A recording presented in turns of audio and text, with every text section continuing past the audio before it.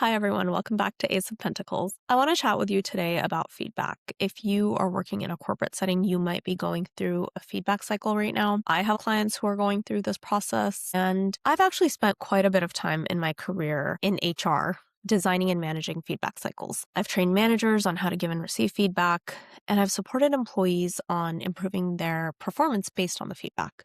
And so I thought I'd share a few tips for how to navigate this kind of tricky time. So the first thing I want to share is this. I just told you that I've spent my time working with employees to help them improve based on the feedback that they received. And that's the first thing I want to change your mind about. Many of us think that feedback cycle comes around and we're like, "Oh my gosh, I got this feedback. I have to improve."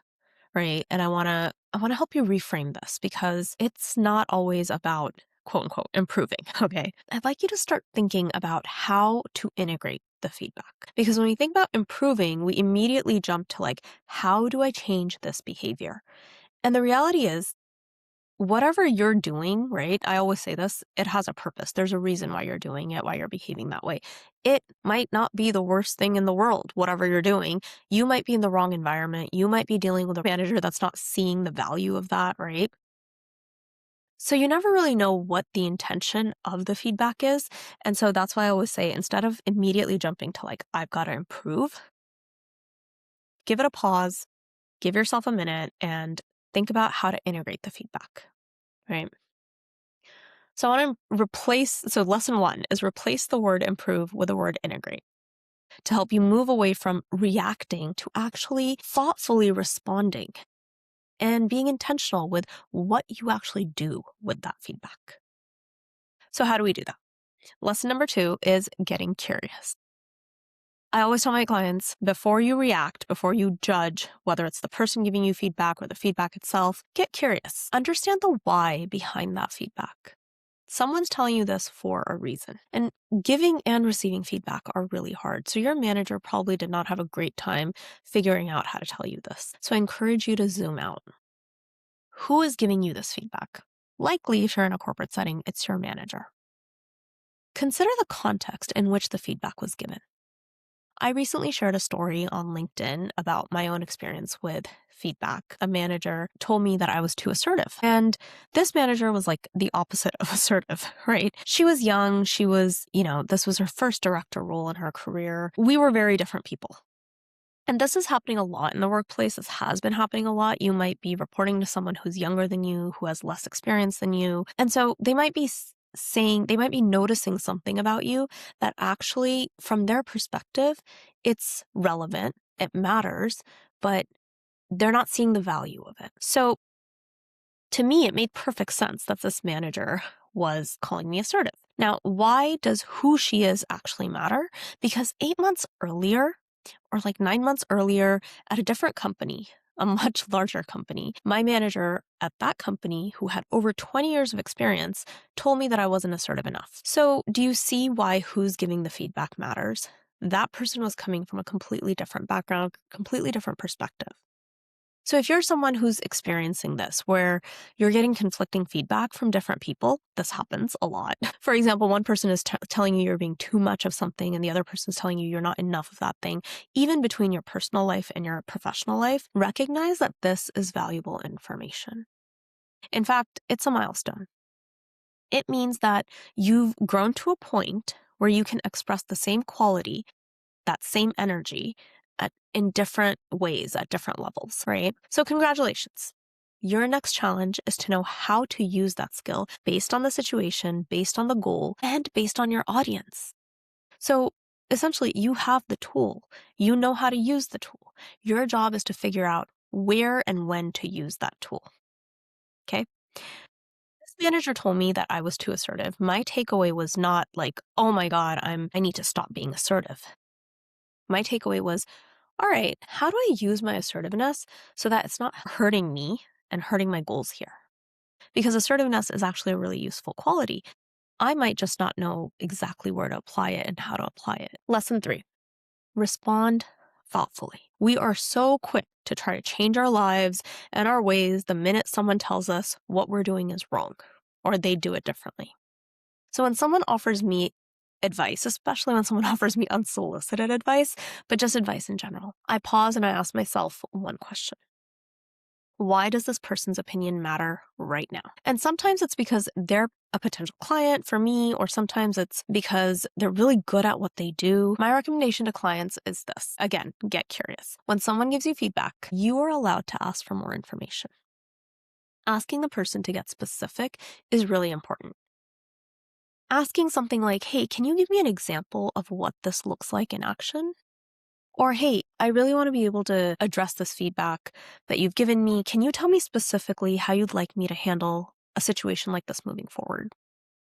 Another thing to note here that's important, I think, is getting defensive will not get you anywhere. If you're working in a corporate setting, that feedback that you're getting, if you're not doing something with it, it could become the reason that you lose your job. So if you find yourself itching to get defensive and go back to the person with all your side of the story, take a breath, pause.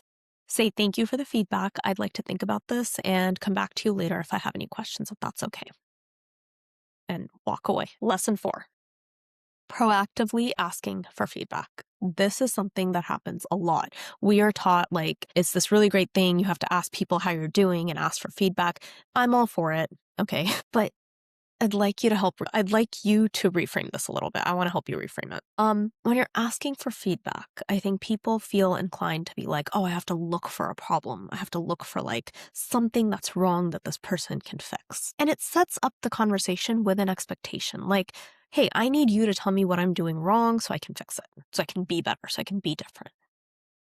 So when we ask for someone's perspective, we leave the door open for further discussion, and that's what I'm asking you to do. Ask for a perspective. Use different language. Hey, I gave this presentation. Can you give me your perspective on it? Maybe it's a well-informed perspective. Maybe it's an important perspective. But at the end of the day, it's just their lens on the situation, and you're making that very clear. So if you're someone who's really inclined to proactively seek feedback, I recommend 2 things. 1, be specific about what you're looking for feedback on. Let's go back to the example of giving a presentation. If you gave a presentation and you just go, hey, any feedback, you'll get all kinds of opinions. And some of those opinions, they're not coming from people who even know how to do the thing that they're asking you to do, right? These are not experts. I think a better way to open up the conversation for how you can maybe do things differently is, I'd love to hear your perspective on what parts of the presentation really landed well and why. Or I'd love your perspective on my ability to engage the audience outside of what's on the deck.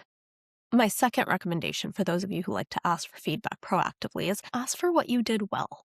A lot of the times, we're our own biggest critics, and a lot of the times we forget to just ask for what you did well. Because you might be doing something so incredibly well. If you're not asking for it, people aren't pointing it out to you. And you might, in your desire to get better and improve and make other people happy with whatever you're doing, you might forget to continue doing the thing that you were actually doing really well, that was landing really well. I always tell people, if your managers are very inclined to share the things you're not doing well, take a minute to ask them, can you share with me 2 or 3 things that I'm doing really well that you want to keep seeing happen? And what that does is it helps the manager zoom out a little bit and go, actually, this person's spending a lot of their energy maintaining these things that they're doing really well. So ask for what you're doing well. Where are we? Lesson 5. So this is another reframe. Instead of asking for feedback, ask for a perspective. And understand that all feedback is someone's perspective. It's their lens on the situation. I have a client. This is an example that I can demonstrate with a client story. My client came to me and said she got feedback from her manager that she wasn't speaking up enough at meetings. And she goes, Sarah, I'm never in any meetings with her where I can actually speak up. It doesn't make any sense. And in the meetings where I do speak up, she's not present. And so that's what I mean about perspective. This manager wasn't watching her speak up at meetings, not because she doesn't speak up in meetings. It's because she was speaking up in the meetings that the manager wasn't present in.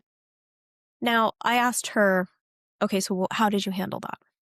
And she said, well, I didn't say anything because I don't want to get a bad review.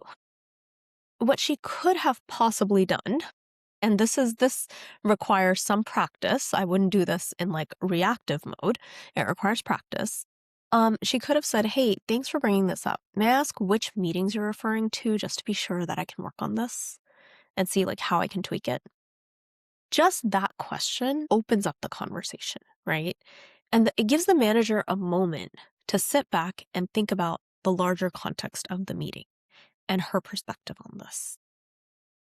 And then maybe it leads to a conversation about expectations. So maybe there actually are moments where my client can be speaking up in those meetings, but she just doesn't know that. And so then the manager has the ability to say, "Hey, this specific example, here's where you could have shown that you're operating at this level and not this level, and you could have said this," right? She could have done that. Or it may have actually turned into a conversation about, "Well, actually, you're right. I don't see you speak up in meetings, but that's because I'm not in all the meetings that I actually think are valuable for you to speak up in." So maybe the manager then sits in on a meeting where my client is doing an amazing job speaking up, right? So ask for perspective. Lesson 6, finally, last thing, when it comes to work, feedback can be complicated. It's not outside the realm of possibility that you're being given feedback simply so that there's documentation because you're being managed out.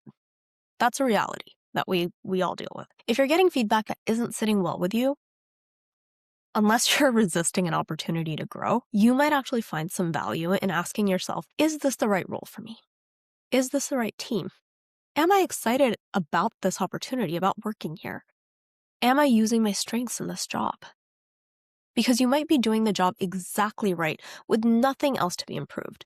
But the place you're doing the job in, the team you're doing the job in, the role that you're in maybe is just not right. Your manager also could just be projecting an insecurity onto you. And the way I like to think about it is maybe the universe is nudging you in a different direction. Please, please, please only consider those explanations after you're certain that you've done the work to grow in your role. For my clients who are navigating feedback conversations at work, I always remind them, take the feedback seriously, but don't take it personally. Okay? So, to review, instead of immediately rushing to improve, focus on integrating the feedback, get curious about the feedback, respond thoughtfully. If you're proactively seeking feedback, be specific about what you're looking for. Understand that feedback is a perspective. It's never the full story. And when it comes to feedback in the workplace, zoom out. If the feedback is always heavy and difficult to take, if it's not sitting well with you, if it's hard to integrate and hard to work with, maybe it's time to start thinking about a bigger change. Finally, here's my personal perspective on feedback. Everyone in your life is in it right now. Every situation that you're dealing with is here to teach you something. Take a look around. Ask yourself, what is it that I most need to learn right now? Not like in a job, not in this like workplace, right? In life, what do you need to learn right now? And who is here to help you learn it? Because I think every situation that we encounter, every person that we encounter is there to help show us something about ourselves. Okay, so good luck with feedback. Good luck with self-reviews. If you need help, I'll drop my link in the show notes and I'll meet you soon. Bye.